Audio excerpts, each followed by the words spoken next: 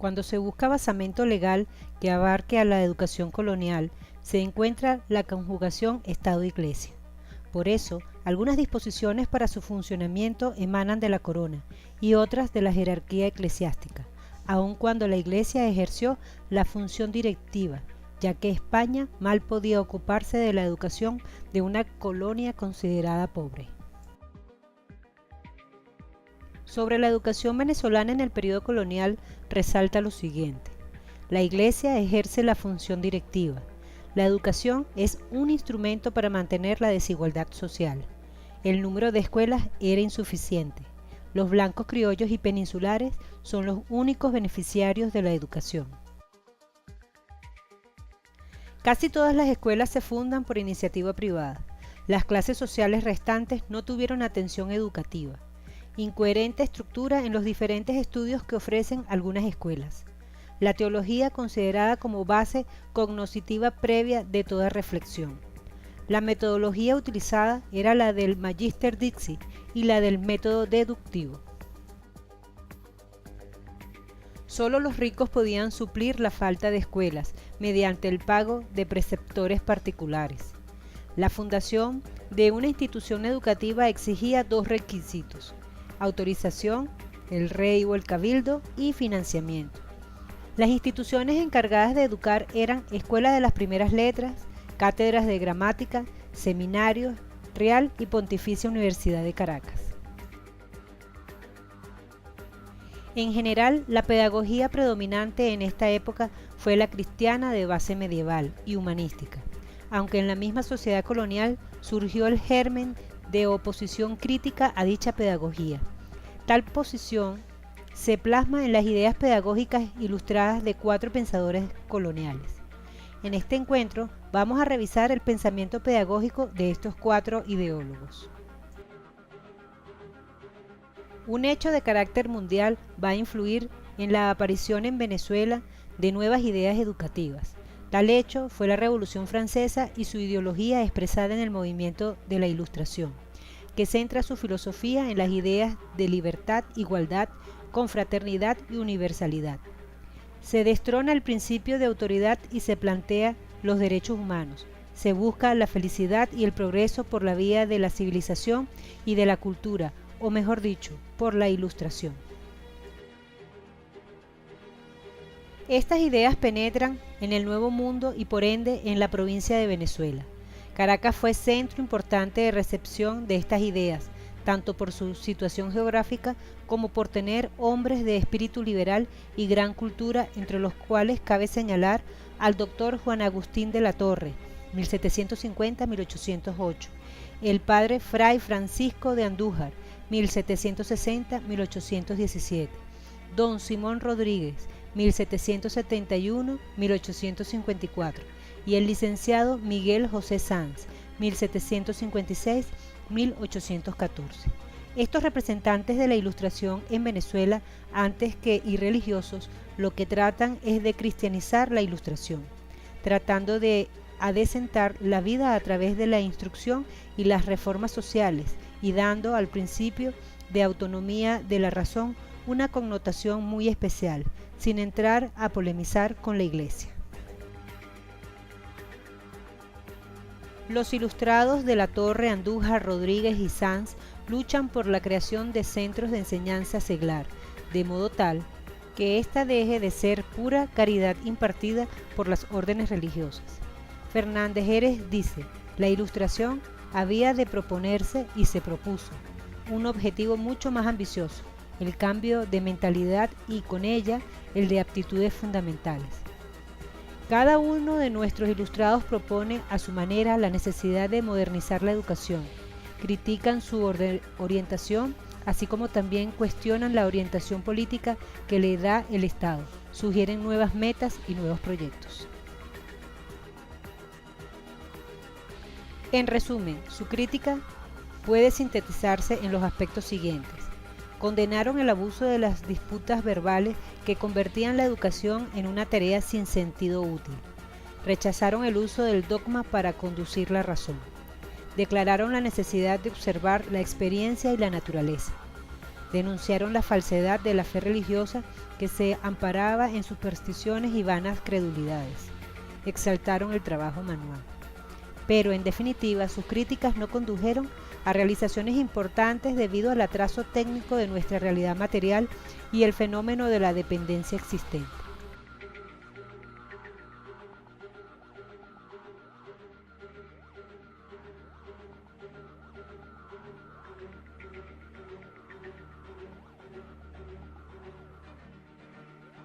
Juan Agustín de la Torre, exponente de la Ilustración venezolana, busca modernizar la educación de la época. Dos actuaciones de la Torre revelan su preocupación por la renovación de la educación y el progreso de la ciencia. La participación que tuvo en el proceso Marrero-Montenegro, juicio seguido a José Cayetano Montenegro por negarse al aprendizaje de la aritmética, el álgebra y la geometría que el profesor Baltasar Marrero incluía en sus lecciones de filosofía, y su discurso económico. Las ideas pedagógicas expresadas en su discurso económico dirigido a la universidad, Fernández Heredia ha extraído las siguientes ideas pedagógicas. Concepción del programa educacional en función de la transformación del medio. Secularización de la educación. De la Torre señala los beneficios que pueden derivar de una enseñanza pública que sea responsabilidad del gobierno. El cultivo de la ciencia como fuente de progreso para la nación. Diversificación de la educación como medio para que la juventud se forme según su vocación y ejerza sus aptitudes. La ciencia exacta y experimental como aporte al progreso. Como bien puede apreciarse, estas ideas que responden al espíritu de la Ilustración de la época abogan en pro de la enseñanza de las ciencias naturales exactas, especialmente la física, química y matemática, con el propósito de elevar la productividad. Religioso capuchino procedente de España. Llega el padre Andújar a nuestro país, inspirado en las ideas de renovación que le habían proporcionado el proyecto propuesto por el peruano Pablo Olavide, donde se exaltaban los beneficios del estudio de las ciencias exactas y experimentales. No desmaya Andújar en su insistencia por el establecimiento de una cátedra para impartir la enseñanza de ciencias en forma gratuita. Esta idea de la enseñanza gratuita de las matemáticas y las ciencias experimentales es una constante en su trayectoria, no tanto por filantropía, sino por razones de utilidad social. También sustenta la idea de las ciencias exactas y experimentales como soporte del progreso. El ideal independentista va a formar parte de su preocupación pedagógica, porque considera que es por la educación como han de formarse los hombres que construirán la república. En Europa madura lo que deberá ser su concepción acerca de las sociedades americanas y acerca de la educación de la que debían ser objeto los nativos del suelo americano, llamados a ser sus constructores. Escribe sus primeras preocupaciones pedagógicas en un texto que fue presentado al ayuntamiento el 19 de mayo de 1794 y que recoge sus planteamientos acerca de la Escuela de las Primeras Letras.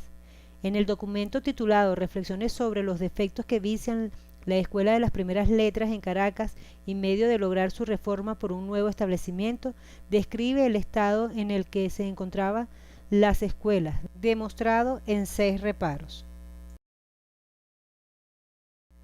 Reparo primero, no tiene la estimación que merece. Reparo segundo, pocos conocen su utilidad. Reparo tercero, todos se creen capaces de desempeñarla. Reparo cuarto, le toca el peor tiempo y el más breve. Reparo quinto, cualquier cosa es suficiente y a propósito para ella. Reparo sexto, se burla de su formalidad y de sus reglas y sus preceptores poco atendidos. En el texto de estos reparos están contenidas muchas de sus ideas. Instruir en las reglas generales y particulares del trato civil y fundamentar sus discípulos en la religión. El modo de usarlos y colocarlos según la regla de la perfecta ortografía. Asignar al maestro de las primeras escuelas el enseñar no solo la formación de carácter, sino su valor y propiedad.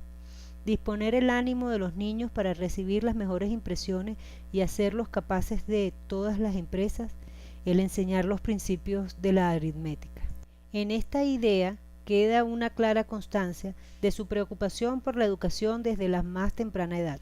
Señala también que para ejecutar su tarea el maestro necesita de materiales acondicionados. En la segunda parte del documento se observa también la intención de orientar el funcionamiento de estas escuelas, precisando todas las funciones: dirección, supervisión, evaluación de maestros y alumnos, admisión y asuntos económicos, horarios, sanciones, etc.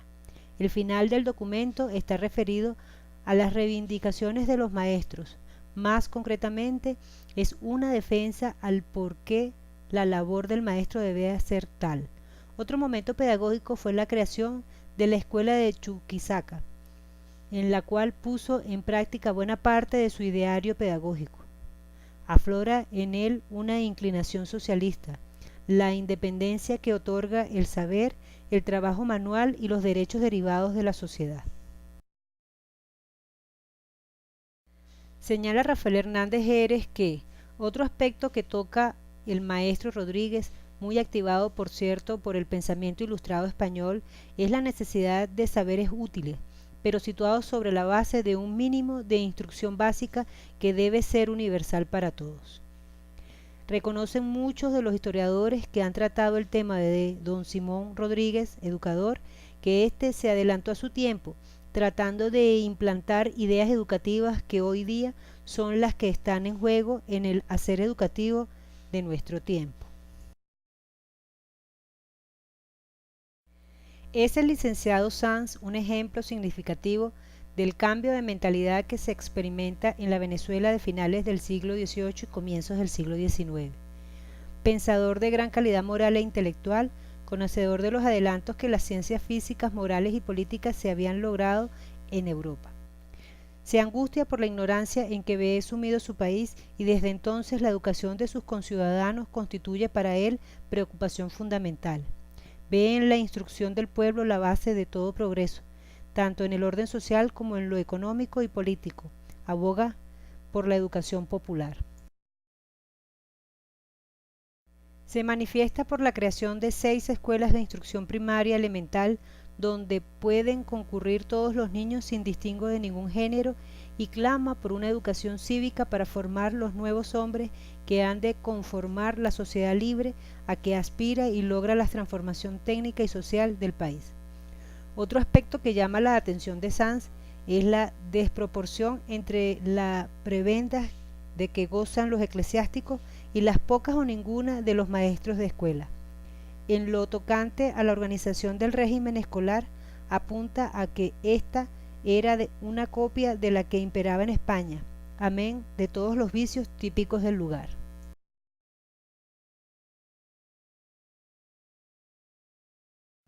La Ilustración impregnó a los pensadores de los últimos tiempos coloniales y a los que participaban en el proyecto independentista en la idea de que la educación debía ser la mejor vía para lograr un cambio de mentalidad hacia una vida republicana, la mejor forma de ir hacia el progreso como nación y la única manera para aprender a vivir sin dependencias. Sin embargo, en el caso de los pensadores coloniales, sus ideas no se manifestaron, por una causa y otra, en acciones emprendedoras de mejoras.